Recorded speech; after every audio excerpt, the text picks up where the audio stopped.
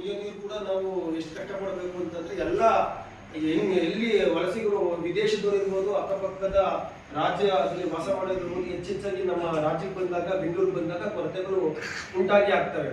ನೀವು ಹಾಗಿದ್ದಾಗ ನಿಮ್ಮನ್ನ ವ್ಯಕ್ತಿತ್ವನ ಗಟ್ಟಿಗೊಳಿಸ್ಕೊಳ್ಳೇಬೇಕಾಗುತ್ತೆ.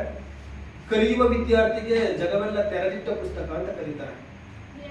ಕಲಿಯುವ ವಿದ್ಯಾರ್ಥಿ ನಾನು ಕಲಿಬೇಕು ಅಂತ ಹೊರಟಾಗ ಜಗತ್ತಲ್ಲಿ ಯಾವ ವಿಷಯ ಬೇಕಾದ್ರೂ ಕಲಿಬಹುದು. ಮತ್ತೆ ಈ ಕಾಲಘಟ್ಟದಲ್ಲಿ ಏನ್ ಹೇಳ್ತಾರೆ ಅಂತಂದ್ರೆ, ಒಂದ್ ಕಾಲದಲ್ಲಿ ಗುರು ಶಿಷ್ಯರ ಬಾಂಧವ್ಯ ತುಂಬಾ ಚೆನ್ನಾಗಿತ್ತು. ಈ ಕಾಲದಲ್ಲಿ ಗುರು ಶಿಷ್ಯರ ಬಾಂಧವ್ಯ ಅಷ್ಟಿಲ್ಲ ಅಂತ. ಅದು ನಾನು ಒಪ್ಪಲ್ಲ. ಯಾಕೆಂದ್ರೆ ಒಂದು ನನ್ನ ಸ್ವಯಂ ಅನುಭವ ಹೇಳ್ಬೇಕು ಅಂತ, ಯಾರೋ ಒಬ್ಬರು ಒಂದು ಈ ಜೊತೆ ಹೋಗ್ತಿದ್ದಾನೆ ಅಂದ್ರೆ ಅಲ್ಲಿ ಮೇಷ್ಟ್ರು ಬರ್ತಿದ್ದಾನೆ ನಿಂತಷ್ಟು ದೂರ ಆಗ್ತಾನೆ. ಅವನೇನೋ ಮರೆಗೆಲ್ಲೋ ಒಂದು ದಮ್ ಹೊಡಿತಿದ್ದಾನೆ ಅಂತಂದ್ರೆ ಅವನಿಗೆ ಗೊತ್ತಿದ್ದಂಗೆ ಅದು ಮುಳ್ಚಾಗ್ತಾನೆ. ಅಂದ್ರೆ ಭಯ ಭಕ್ತಿ, ಗುರು ಭಕ್ತಿ ಅನ್ನೋದು ವಿದ್ಯಾರ್ಥಿಗಳಲ್ಲಿದೆ. ಯಾವುದೋ ಒಂದು ಸಂದರ್ಭದ ಅತಿರೇಕವನ್ನು ನಡ್ಕೊಳ್ಳೋದೇ ಹೊರತು ಗುರು ಭಕ್ತಿ ಅನ್ನೋದು ಇದೆ. ಆದ್ರೆ ಯಾವುದೇ ಸಂದರ್ಭದಲ್ಲೂ ಗುರುವಾದನು ವಿದ್ಯಾರ್ಥಿನ ದಾಳಿಗೆ ಸೇರಿಸ್ಬೇಕು ಅಂತಾನೆ ಪ್ರಯತ್ನ ಪಡ್ತಾ ಇರ್ತಾನೆ. ವಿದ್ಯಾರ್ಥಿ ಅದನ್ನ ಹೇಗಾದ್ರೂ ಮಾಡಿ ವಿದ್ಯಾರ್ಥಿನ ಒಂದು ದಡ ಸೇರಿಸ್ಬೇಕು ಅನ್ನೋ ಇದೇ ಇರ್ತಾನೆ. ಹರಮುನಿದವರು ಗುರು ಕಾಯವ ಅಂತ ಕರೀತಾರೆ. ಭಗವಂತ ಏನಾರ ನಮ್ಮನೇನು ಮುನ್ಸ್ಕೊಂಡ್ರೆ ಭಗವಂತನ ಪ್ರೀತಿಗೆ ಪಾತ್ರರಾಗೋದಕ್ಕೆ ದಾರಿ ತೋರಿಸೋದು ಗುರುನೇ. ಗುರು ಒಂದು ಬಾರಿ ಭಗವಂತ ಪ್ರತ್ಯಕ್ಷ ಆದನಂತೆ. ಭಗವಂತ ಪ್ರತ್ಯಕ್ಷ ಆದಾಗ ಗುರು ಒಂದು ಉಪಾಯ ಅವ್ರಿಗೆ ಮಂತ್ರತಂತ್ರ ವಿದ್ಯೆ ಇದೆಲ್ಲ ಹೇಳ್ಕೊಟ್ಟಾಗ ಅವನು ಆ ಮಂತ್ರತಂತ್ರನೆಲ್ಲ ಪ್ರಯೋಗ ಮಾಡಿದಾಗ ಭಗವಂತ ಪ್ರತ್ಯಕ್ಷ ಆದಂತೆ. ಭಗವಂತ ಪ್ರತ್ಯಕ್ಷ ಆದಾಗ ಭಗವಂತ ಕೇಳಿದ್ನಂತೆ, ನಾನು ದೇವ ಭಗವಂತ ನೀನ್ ಕೇಳಿದ್ದೆಲ್ಲ ಕೊಡ್ತೀನಿ, ನೀನ್ ನನಗೆ ನಮಸ್ಕಾರ ಮಾಡ್ತೀಯಾ, ನಿನ್ಗೆ ವಿದ್ಯೆ ಬುದ್ಧಿ ಕಲಿಸಿದ ಗುರುಗ್ ನಮಸ್ಕಾರ ಮಾಡ್ತೀಯ ಅಂತ ಕೇಳಿದಾಗ, ನಾನು ನಿನ್ನನ್ನು ಕಾಣೋ ಹಾಗೆ ನನ್ನನ್ನು ಮಾಡೋದ್ರಲ್ಲ, ನಾನು ಗುರುಗ್ ನಮಸ್ಕಾರ ಮಾಡಿದ್ದೀನಿ. ಗುರು ಶ್ರೇಷ್ಠ, ಗುರುವಿನಿಂದ ನನ್ನ ಜನ್ಮ ಸಾರ್ಥಕ ಆಯ್ತು ಅನ್ನೋ ರೀತಿಯಲ್ಲಿ ಅವನ ಅಭಿಪ್ರಾಯಗಳನ್ನ ಅಭಿವ್ಯಕ್ತ ಅಂತ ಹೇಳ್ತಾರೆ. ಇನ್ನೊಂದು ಅನ್ನದಾನಂ ಕ್ಷಣಿಕ ತೃಪ್ತಿ ವಿದ್ಯಾದಾನಂ ಜೀವನಂ ಅನ್ನೋ ಒಂದು ಮಾತಿದೆ. ಏನಂದ್ರೆ ಅನ್ನ ಒಂದು ದಿನ ಊಟ ಹಾಕ್ಬಿಟ್ರೆ ಒಂದು ದಿನ ಊಟ ಮಾಡಿ ಅವತ್ತು ತೃಪ್ತಿಕರವಾಗಿರುತ್ತೆ. ಅಕ್ಷರ ದಾನ ಅಂತ ಏನಿದೆ, ಅನ್ನದಾನಂ ಯವಜೀವನಂ, ಯಾವತ್ತೂ ನೀವು ಈ ಉಪ್ಪು ಅಂತ ಕಲ್ತಿರೋದು ಇವತ್ತು ನಿಮ್ಗೆ ಪಾಠ ಓದೋದಕ್ಕೆ ಅನುಕೂಲ ಮಾಡ್ಕೊಡ್ತಾ ಇದೆ. ಅನ್ನದಾನಂ ಕ್ಷಣಿಕ ತೃಪ್ತಿ ವಿದ್ಯಾದಾನಂ ವಿದ್ಯೆ ಯಾರಾದ್ರೂ ದಾನ ಮಾಡಿದ್ರೆ ಅವ್ರಿಗೆ ಜೀವನಕ್ಕೆ ಒಂದು ಪೌಷ್ಟಿಕಾಂಶ ಕೊಟ್ಟಂಗೆ ಅನ್ನ ನಾವು ದಾನ ಮಾಡಿದ್ರೆ ಅದು ಒಂದು ದಿನದ ತೃಪ್ತಿ ಅನ್ನೋ ರೀತಿಯಲ್ಲಿದೆ. ಹಾಗೆ ಇನ್ನೂ ಒಂದು ಮಾತು ಹೇಳ್ತಾರೆ, ಒಬ್ಬ ರೈತ ಕೃಷಿ ಭೂಮಿಯಲ್ಲಿ ಏನನ್ನ ಒಂದು ಬಿತ್ತನೆ ಮಾಡಿದ್ರೆ, ಒಂದೇನೋ ವ್ಯವಸಾಯ ಮಾಡಿದ್ರೆ ಕೆಲವು 6 ತಿಂಗಳ ಬೆಳೆ ಇರುತ್ತೆ, ಕೆಲವು 3 ತಿಂಗಳ ಬೆಳೆ ಇರುತ್ತೆ, ಕೆಲವು 10 ವರ್ಷದ ಬೆಲೆ ಇರುತ್ತೆ, ಒಂದು 30 ವರ್ಷದ ಬೆಲೆ ಇರುತ್ತೆ. ಆದ್ರೆ ಗುರುವಾದವನು ವಿದ್ಯಾರ್ಥಿ ತಲೆ ಒಳಗಡೆ ಅಕ್ಷರ ಬೀಜನ ಬಿತ್ತಿದ್ರೆ ಇಡೀ ಜೀವಮಾನದಲ್ಲಿ ಅವನ್ನ ಕಾಪಾಡುತ್ತೆ ಅನ್ನೋ ಮಾತುಗಳಿವೆ. ಈ ಹಿನ್ನೆಲೆಯಲ್ಲಿ ಗುರು ಶಿಷ್ಯರ ಸಂಬಂಧ ಎಲ್ಲಾ ಕಾಲಕ್ಕೂ ಒಂದು ಶ್ರೇಷ್ಠತೆ ಇರುತ್ತೆ. ಗುರುಭಕ್ತಿ ಅನ್ನೋದು ವಿದ್ಯಾರ್ಥಿಗಳಲ್ಲಿ ಇರುತ್ತೆ. ಯಾವುದೋ ಒಂದು ಕ್ಷಣಕಾಲದಲ್ಲಿ ಏನೋ ಅತಿರೇಕವನ್ನು ನಡ್ಕೊಳ್ಳೋದೇ ಹೊರತು ಮಿಕ್ಕಂತೆ ಅವರಲ್ಲಿ ಗುರುಭಕ್ತಿ ಅನ್ನೋದು ಇದ್ದೇ ಇರುತ್ತೆ. ಎಲ್ಲಿವರೆಗೂ ಗುರುಭಕ್ತಿ ಅವನಲ್ಲಿ ಇರುತ್ತೋ ಅವನನ್ನ ಹಂತವಾಗಿ ಅದು ಪೋಷಿಸಿಕೊಳ್ತಾ ಹೋಗ್ತದೆ. ನಾನು ಈ NSS ಶಿಬಿರಾರ್ಥಿಗಳಿಗೆ ಮುಖ್ಯವಾಗಿ ಹೇಳ್ಕೊಳ್ಬೇಕು, ಅರ್ಥ ನಿಮ್ಮ ಹತ್ರ ಏನ್ ಮಾತಾಡ್ಬೇಕು ಅನ್ನೋ ಮುಖ್ಯವಾಗಿ, ನಾವು ದಿನಕ್ಕೆ ಹಳ್ಳಿಗಳೆಲ್ಲ ನಗರೀಕರಣ ಆಗ್ತದೆ. ನಾವು ಚಿಕ್ಕ ಹುಡುಗರು, ನಾವು ಸಣ್ಣ ಹುಡುಗ ಆಗಿದ್ದಾಗ ಬಾವಿಯ ನೀರು ತಗೊಳ್ತಿದ್ರು, ಇನ್ನೊಂದು ಸ್ವಲ್ಪ ದಿನ ಆದ್ಮೇಲೆ ಕೊಳೆಯ ಬಂತು.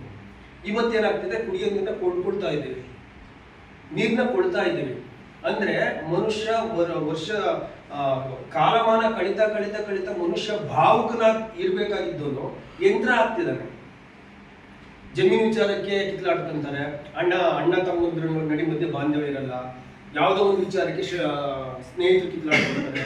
ನಾವು ಭಾವುಕತೆ ಇಲ್ಲದೆ ಇದ್ರೆ ಜೀವನ ಮುಂದಕ್ಕೆ ಕಷ್ಟ ಆಗುತ್ತೆ. ಕುವೆಂಪು ಒಂದ್ ಕಡೆ ಹೇಳ್ತಾರೆ, ದೇಶಭಕ್ತಿ ಬಗ್ಗೆ ನಾವು ಯಾವುದು ಧರ್ಮ ಏನೆಲ್ಲ ಬೇರೆ ಎಲ್ಲ ಮಾತಾಡ್ತೀವೋ, ಕುವೆಂಪು ಒಂದ್ ಕಡೆ ಹೇಳ್ತಾರೆ, 100 ದೇವರನ್ನೆಲ್ಲ ನೂಕಾಚೆ ದೂರ ಭಾರತಾಂಬೆ ದೇವಿ ನಮಗೆಂದು ಪೂಜಿಸುವ ಭಾವ ಅಂತಾರೆ.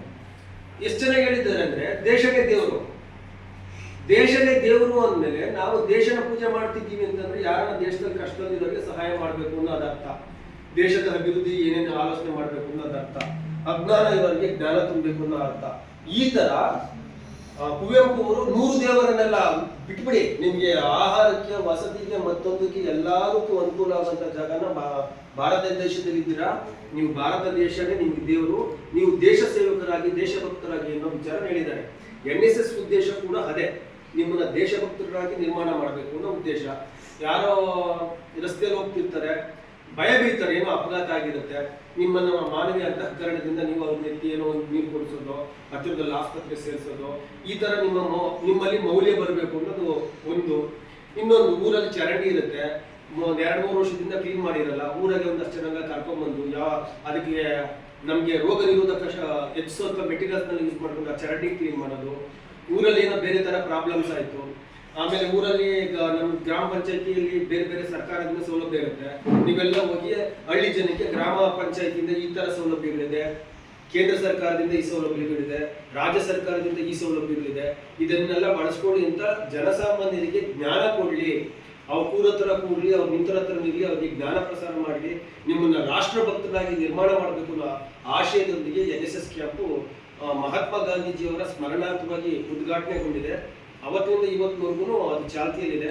ನಿಮ್ಮಲ್ಲಿ ಕೂಡ ಒಂದು ದೇಶಭಕ್ತಿ, ಒಂದು ಮಾನವೀಯ ಮೌಲ್ಯ ನಿಮ್ಮಲ್ಲಿ ಮೂಡಿಸಿದ್ರೆ, ಈ ಊರು ನಮ್ದು, ಈ ದೇಶ ನಮ್ದು, ಈ ನಾಡು ನಮ್ದು, ಅವನೊಂದು ನನ್ನ ಸ್ನೇಹಿತ, ಈ ತರ ಭಾವನಾತ್ಮಕ ಸಂಬಂಧ ನಿಮ್ಮಲ್ಲಿ ಮೂಡಿದ್ರೆ, ಈ ಭಾವನೆಗಳು ನಿಮ್ಮಲ್ಲಿ ಸ್ನೇಹ ಸಂಬಂಧಕ್ಕೆ ಬೆಲೆ ಕೊಡುವಂತದಾಗ ಆದಾಗ, ರಕ್ತ ಸಂಬಂಧಕ್ಕೆ ಬೆಲೆ ಕೊಡೋದಾದಾಗ, ದೇಶಭಕ್ತರಾದಾಗ, ನಾಡಿನ ಭಕ್ತರಾದಾಗ, ಭಾಷಾ ಭಕ್ತರಾದಾಗ ಈ NSS ಕ್ಯಾಂಪ್ಗಳು ಸಾರ್ಥಕವಾಗ್ತವೆ.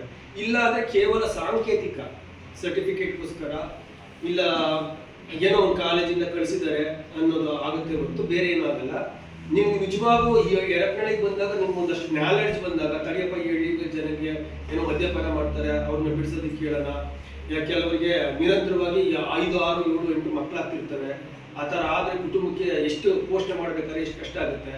ಇನ್ನು ಮುಖ್ಯವಾಗಿ ಹೇಳ್ಬೇಕು ಅಂದ್ರೆ, ನೀವು ಕೆಲವರಿಗೆ ಹೇಳ್ಬೋದು, ಅವ್ರು ಕೂಲಿ ಕೆಲಸ ಮಾಡ್ತಾರೆ, ಗಾರೆ ಕೆಲಸ ಮಾಡ್ತಾರೆ, ಅವ್ರ ಇಂಗ್ಲಿಷ್ ಶಾಲೆ ಸೇರಿಸೋ ಅವಶ್ಯಕತೆ ಇರಲ್ಲ, ಲಕ್ಷಾಂತರ ರೂಪಾಯಿ ಫೀಸ್ ಕಟ್ಟಿ ಕಳಿಸೋ ಅವಶ್ಯಕತೆ ಇಲ್ಲ. ಅವ್ರಿಗೆ ಹೇಳ್ಬೋದು, ನಿಮ್ಗೆ ₹1 ಖರ್ಚು ಬರಲ್ಲ, ಸರ್ಕಾರ ಶಾಲೆ ಕಳಿಸ್ತೀವಿ, ಶಕ್ತಿ ಇರೋರು ಮಾಡ್ಕೊಳ್ಳಿ, ನೀವು ಸುಮ್ಮನೆ ಎಣಿಕೊಳ್ಳಿ ಅಂತ ನೀವು ಹೇಳೋ ರೀತಿ ಹೇಳಿದ್ರೆ ಅದು ಕೂಡ ದೇಶ ಸೇವೆ ಕೂಡ ಹೌದು, ನಾಡಿನ ಸೇವೆ ಕೂಡ ಹೌದು, ಸಾಮಾಜಿಕ ಕಳಕಳಿ ಕೂಡ ಹೌದು. ಈ ಹಿನ್ನೆಲೆಯಲ್ಲಿ ನೀವು ಬಂದಿದ್ದೀರಾ, ನಿಮ್ಮ NSS ಕ್ಯಾಂಪಿನ ಉದ್ದೇಶ ಫಲಿಸಲಿ. ನಿಮ್ಮ ಸೇವೆ 4 ವರ್ಷ ಆದ್ರೆ, 5 ವರ್ಷ ಆದ್ರೆ, ಈ ತರ ಒಂದು ಕಾಲೇಜಿಂದ ವಿದ್ಯಾರ್ಥಿಗಳು ಬಂದಿದ್ರು, ಇಷ್ಟೆಲ್ಲ ಕೆಲಸ ಮಾಡಿದ್ರು ಅಂತ ಸ್ಮರಣಾರ್ಥವಾಗಿ ಉಳಿಲಿ ಅಂತ ಆಶಯದೊಂದಿಗೆ ನಾನು ಮಾತು ಮುಗಿಸ್ತೀನಿ.